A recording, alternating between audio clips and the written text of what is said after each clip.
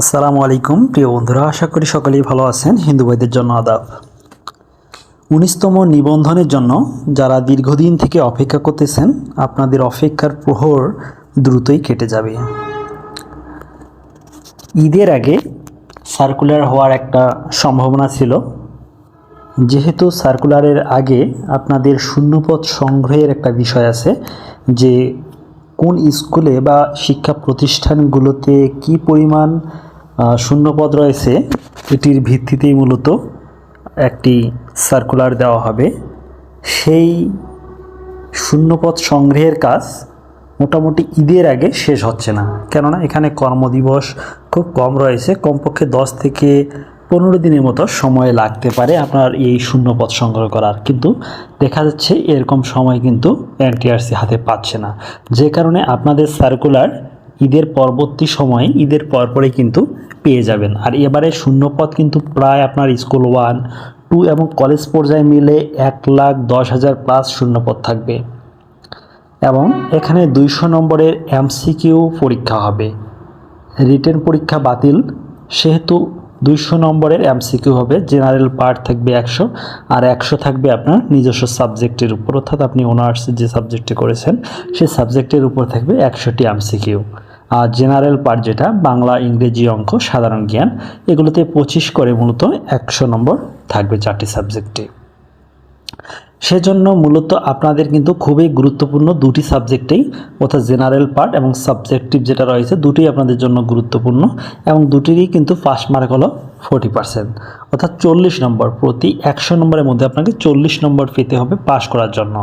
যদি আপনি 200 নম্বরের মধ্যে ধরেন, আপনি বাংলা, ইংরেজি, অঙ্ক, সাধারণ জ্ঞান যে জেনারেল পার্ট, এখানে আপনি 100-র মধ্যে 80 পাইলেন, কিন্তু অন্য সাবজেক্টে আপনি 30 পেলেন, সেক্ষেত্রে কিন্তু আপনি পাস করবেন না। অবশ্যই আপনাকে 40-40 করে নাম্বার সর্বনিম্ন পেতেই হবে। এবং সাবজেক্ট ভিত্তিতে আপনার কোনো সাবজেক্টে 80 পাইলে পাস করবেন, এবং কোনো সাবজেক্টে দেখবেন 100 পেয়েও কিন্তু রেজাল্ট আসবে না। আবার কিছু সাবজেক্টে 100, 130, 140, 150ও লাগতে পারে। যেসব সাবজেক্টে দেখবেন শূন্যপদ খুবই কম, সেগুলো সাবজেক্টে 160-170ও লাগতে পারে। আবার বাংলা সাবজেক্টে দেখবেন 125 থেকে 130 নম্বর হলে কিন্তু বাংলাতে পাস চলে আসবে। ইংরেজি সাবজেক্টেও খুব কম নম্বরই আসবে, গণিতেও আপনারা পাবেন এরকম।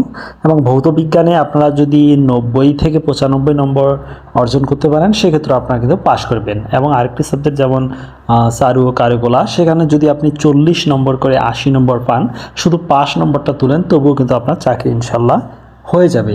প্রিলিমিনারি পাস করবেন এবং ভাইভাতে যদি ভালো করতে পারেন, তবে চাকরি কনফার্ম। আর প্রাইমারির সার্কুলার এবছরের শেষের দিকে হয়ে যাবে, সেখানে প্রায় আপনারা 30,000 প্লাস শূন্যপদের একটি সার্কুলার বিজ্ঞপ্তি কিন্তু পেয়ে যাবেন।